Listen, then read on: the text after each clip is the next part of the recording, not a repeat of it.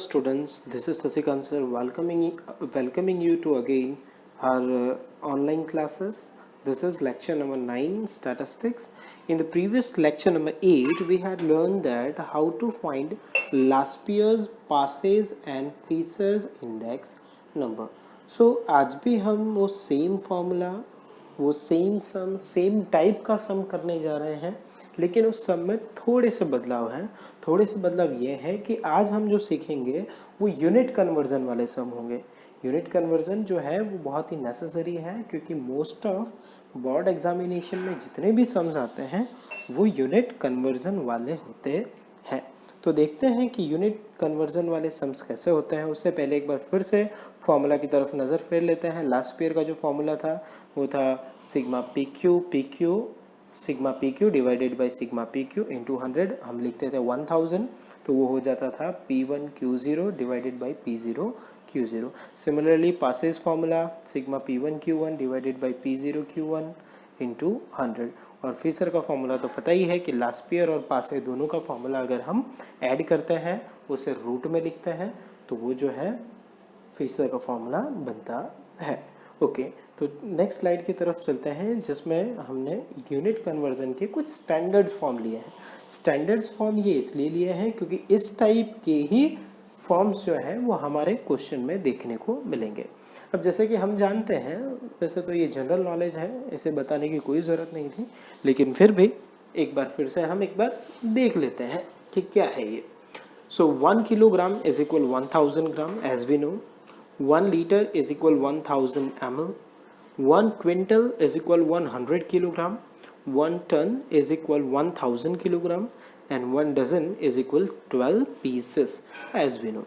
तो ये किस लिए दिए गए? जब भी हमको सम में किसी भी टाइप के यूनिट्स अगर दिए हैं, तो फिर हमें ये देखना है कि उस आइटम की सारी यूनिट, है ना, क्वांटिटी की और यूनिट दोनों सेम होना चाहिए। मतलब अगर कोई चीज़ किलोग्राम में है तो सारी चीज़ें किलोग्राम में होनी चाहिए, और या फिर अगर कोई चीज़ ग्राम में है तो सारी ग्राम में रखो।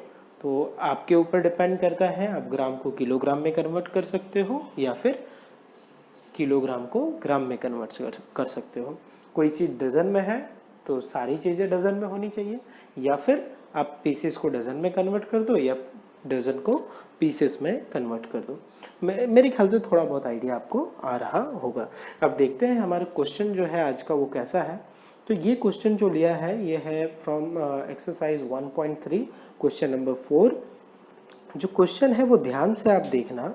इस क्वेश्चन में आपको थोड़े बहुत यूनिट जो है वो दिखाई देंगे जिसको हमें कन्वर्ट करने की ज़रूरत पड़ेगी। अब देखते हैं, पहले क्वेश्चन को ध्यान से देखना है हमें। देखो, सबसे पहले हम बात कर रहे हैं आइटम ए की। हम आइटम ए की बात कर रहे हैं। आइटम ए में यूनिट जो है क्या है? तो यूनिट जो है वो किलोग्राम है ना। आप यहाँ से देख सकते हो आइटम ए का जो यूनिट है वो किलोग्राम है। तो बाकी में भी अपने को चेक करना है, यहाँ भी किलोग्राम है, यस, यहाँ भी किलोग्राम है, हाँ। तो ये सारी यूनिट किलोग्राम में है, तो यहाँ पे यूनिट चेंज करने की कोई ज़रूरत नहीं है। चलो आइटम बी की तरफ चलते हैं। तो आइटम बी में जो है वो किलोग्राम, ग्राम एंड ग्राम। तो क्या ये सेम है? नहीं, ये सेम नहीं है। तो हम क्या करेंगे? हमें सारी चीज़ें किलोग्राम में कन्वर्ट करनी पड़ेगी या फिर सारी चीज़ों को ग्राम में कन्वर्ट करना पड़ेगा। जब यहाँ पर कुछ नहीं लिखा है तो हम ऐसा समझ सकते हैं ये 1 किलोग्राम है। ओके, क्या हम 2400 ग्राम को किलोग्राम में कन्वर्ट कर सकते हैं? यस, कर सकते हैं। कभी भी ग्राम को किलोग्राम में कन्वर्ट करना हो तो डिवाइडेड बाय 1000 करना होता है, ठीक है। तो अगर आप इसे 1000 से डिवाइड करोगे तो यूनिट बी में जो है वो आ जाएगा 2.4 किलोग्राम एंड दूसरे 2015 में आ जाएगा 4 किलोग्राम। यस और no, you are getting my point, है ना। 1000 से डिवाइड किया तो अब ये किलोग्राम में हो गया। देखो 1 kilogram, 2.4 kilogram and 4 kilogram. Friends ये सब याद रखना है, ये सब स्लाइड में एक साथ सेव करके नहीं रखा जा सकता। तो याद रखना कि यूनिट बी में जो है हमने किलोग्राम में कन्वर्ट किया है। ओके, इसके बाद आइटम सी की अगर बात करें तो आइटम सी में जो है वो दिया हुआ है आपको क्विंटल में, हाँ। और जो क्वांटिटी है वो किलोग्राम में है, वो फिर किलोग्राम में है। तो क्या हम इस किलोग्राम को क्विंटल में कन्वर्ट कर सकते हैं? तो जवाब है नहीं, क्योंकि क्विंटल में कन्वर्ट करने के लिए 100 किलोग्राम्स होना चाहिए। अगर आप ज़बरदस्ती कन्वर्ट करोगे तो वो डेसिमल में कन्वर्ट होगा, इसलिए हमें डेसिमल में कन्वर्ट नहीं करना है। तो देखते हैं क्या कर सकते हैं हम यहाँ पर। तो हम यहाँ पर क्या करने वाले हैं, वो जो क्विंटल लिखा है उस क्विंटल को किलोग्राम में कन्वर्ट कर दो। हमें पता है कि एक क्विंटल में कितने किलोग्राम होते हैं। अगर भूल गए हो तो पिछले स्लाइड्स को आप बैकवर्ड करके देख सकते हो। 1 quintal is equal 100 kilogram. 1 quintal is equal how much? 100 kilogram. See this, अगर आप देखोगे यहाँ से तो you can see it from here. Okay, see 1 quintal is equal what? 100 kilograms. Okay, so here what we are doing, we are converting this quintal into kilogram. तो यहाँ कितना होगा? 100 kilogram. Is that clear? Okay, now move to the fourth one. The fourth item, item D, is in dozen, है ना? You can see here it is in dozen. Okay, and quantities are in pieces. Can we convert 30 pieces into dozen? Yes, we can convert. It will be 2.5 dozens, है ना? क्योंकि dozen जो है वो 12 का multiple में होते हैं। Can we convert 35 pieces into dozen? No, we can't convert it. Okay, so what we'll do? We'll do what? We will convert that dozen into pieces.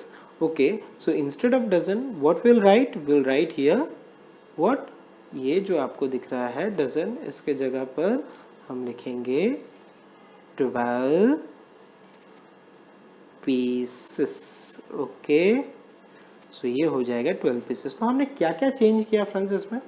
हमने यहाँ पर देखो, पहले वाले आइटम ए में कोई चेंज नहीं किया। आइटम बी में क्या किया हमने?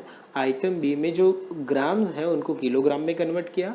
That was respectively 2400 and 4000 gram. That is converted into 2.4 kilogram and 4 kilograms. Quintal, so quintal को हमने किलोग्राम में कन्वर्ट किया, उसे हमने लिखा 100 किलोग्राम। एंड डजन, वो जो डजन था उसे हमने पीसेस में कन्वर्ट किया। तो जैसे आपका यूनिट कन्वर्जन का काम पूरा हो जाता है, उसके बाद आपका जो भी यूनिट है, यहाँ पर जो आपने यूनिट डिराइव किया है, ये जो यूनिट है यहाँ पर हमारा खुद का यूनिट होगा। जैसे कि पहले वाले में कोई चेंज नहीं था, दूसरे वाले में हमने यहाँ पर नहीं, अंदर क्वांटिटी में चेंज किया। यहाँ पर हमने 100 किलोग्राम लिखा, ठीक है, और यहाँ पर हमने 12 पीसेस लिखे। ये जो भी डिजिट यहाँ पर लिखे हुए हैं उस डिजिट से प्राइस को डिवाइड करना है ना? Price will be divided by that units. Okay, तो नेक्स्ट स्लाइड में हम देखते हैं हमने जो कन्वर्ट किया उसके आंसर्स कैसे लिखे हुए हैं। ओके, सो हियर आइटम ए में अगर आप देखो, अच्छा मैं अभी बात कर रहा हूँ सिर्फ यहाँ से लेकर के यहाँ तक के स्लाइड की, क्योंकि ये क्वेश्चन से निकला हुआ स्लाइड है, सॉरी क्वेश्चन से निकाले हुए कॉलम्स हैं। अच्छा, यहाँ पे कॉलम जो है वो सेम डिक्टो क्वेश्चन जैसे नहीं होंगे, क्योंकि यूनिट कन्वर्ट किया है। If you are converting unit, तो हमें ये भी देखना होता है कि हमें प्राइस पे क्या असर आ रही है, क्योंकि हमें जो प्राइस चाहिए वो सिंगल यूनिट के चाहिए। इट आइदर भी 1 ग्राम, है ना, 1 ग्राम की प्राइस हो सकती है, 1 किलोग्राम की प्राइस हो सकती है, 1 पीस की प्राइस हो सकती है, 1 डजन की प्राइस हो सकती है ना, 1 क्विंटल की हो सकती है, लेकिन जो भी है हमें वह सिंगल यूनिट में प्राइस चाहिए। तो आपने देखा होगा पीछे वाली स्लाइड को 1 बाय 1 वापस से समझते हैं। हमारा जो लास्ट स्लाइड था, आप देखो यहाँ पर कितना किलोग्राम दिख रहा है, यहाँ पर 20 किलोग्राम है। ओके, ये सारे किलोग्राम में थे तो यहाँ पर चेंज नहीं किया। अब हमें 1 किलोग्राम की प्राइस चाहिए, तो 1 किलोग्राम की प्राइस के लिए आपको जो भी प्राइस दी है उसको 20 से डिवाइड करना होगा। तो ये जो आप 80 देख रहे हो, 80 डिवाइडेड बाय 20, आंसर आता है 4, है ना, और 120 divided by 20 is equal 6।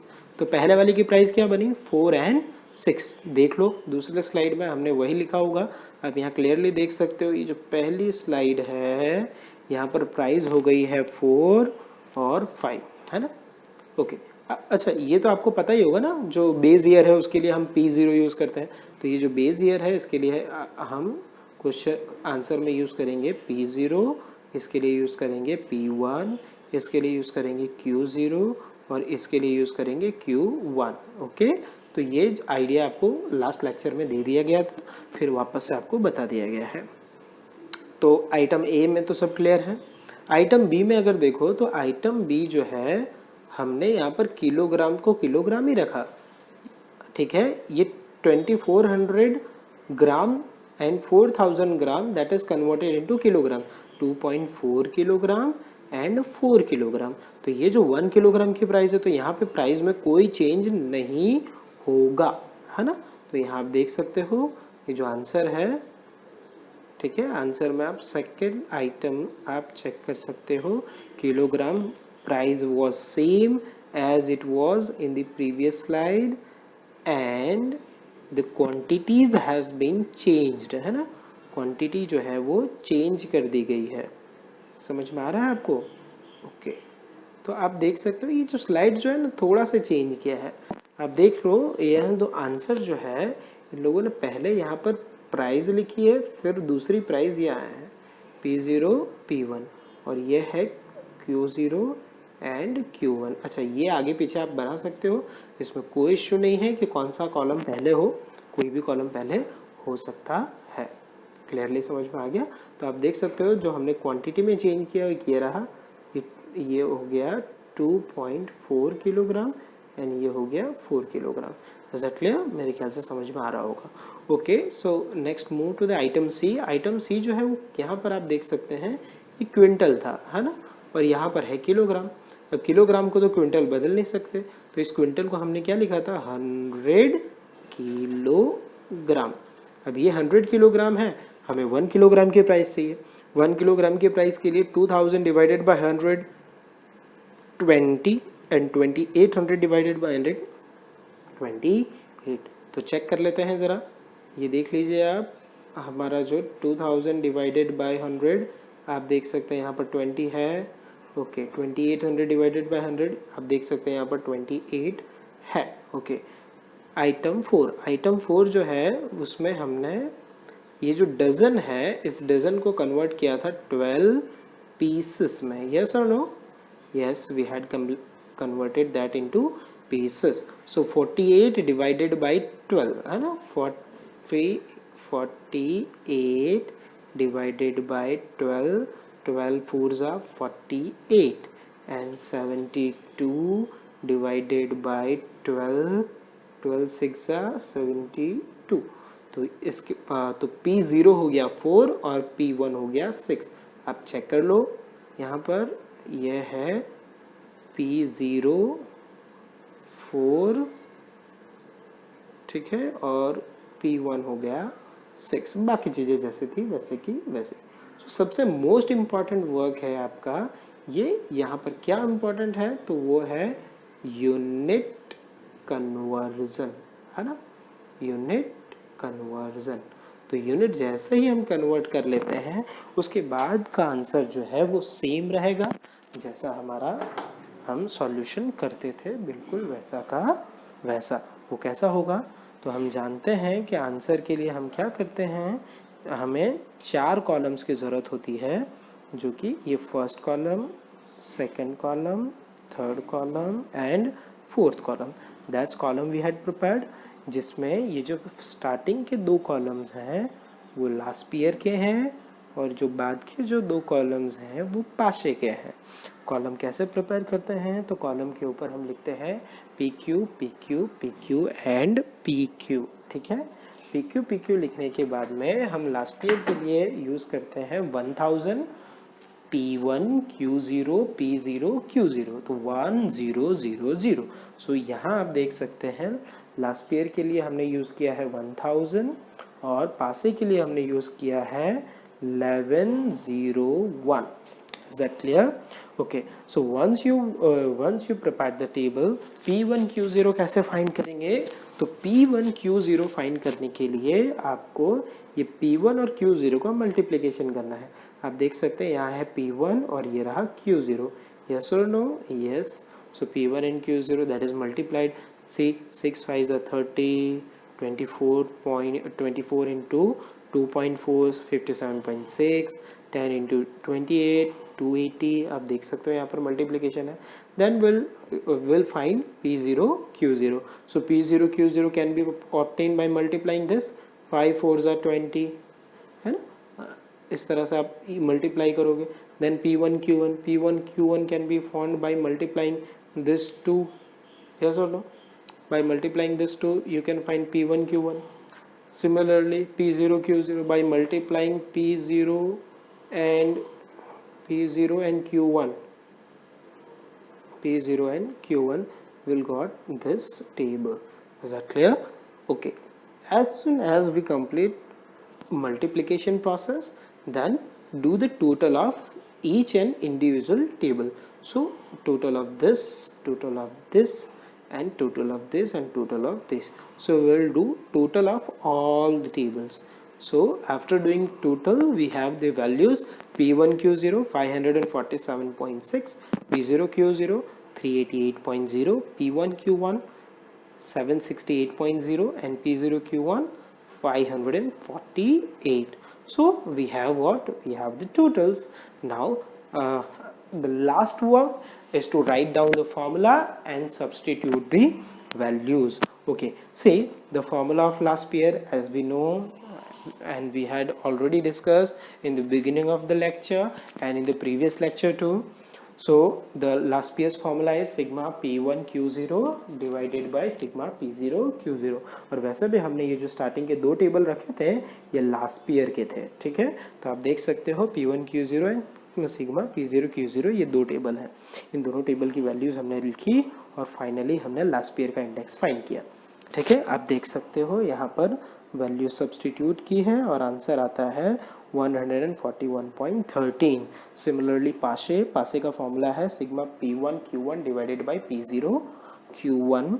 Okay, so ये फॉर्मूला जो है, इस फॉर्मूले की वैल्यूज हम लास्ट टेबल से लेकर के आए, सारी वैल्यू सब्सटीट्यूट की and the answer is 140.15. Okay, the last answer is to find Fisher's index number. How to find Fisher's index number? Fisher's index number is the geometric mean of last pair and passes index number. So you can see here clearly this is IF formula, IL into IP in root. So that's why it is known as geometric mean of last pair and पासे. सो fishers formula में पहले आप multiplication करोगे, multiplication करने के बाद में आपके कैलकुलेटर में कहीं एक रूट वाला बटन होगा, आप उस रूट बटन को जैसे ही प्रेस करोगे you will get the answer 140.64. So hopefully friends आपको ये जो लेक्चर है वो अच्छे से समझ में आ गया होगा, ये सम अच्छे से समझ में आ गया होगा. फ्रेंड्स ऐसे यूनिट कन्वर्जन वाले सम की प्रैक्टिस जितनी बार किया जाए उतना कम है, ठीक है. आप ये कंसेप्ट क्लियर करने के लिए है, आप एडिशनली प्रैक्टिस वर्क भी सॉल्व कर सकते हो अगर आपके पास हो तो आपका होमवर्क क्या है? आपका होमवर्क है exercise 1.3 question number 3, 4, 5, illustration 10, 11, 13 and 14. So friends, thank you for hearing, thank you for watching. Corona की वजह से सबको घर में ही रहना है, तो stay home, stay safe. Thank you.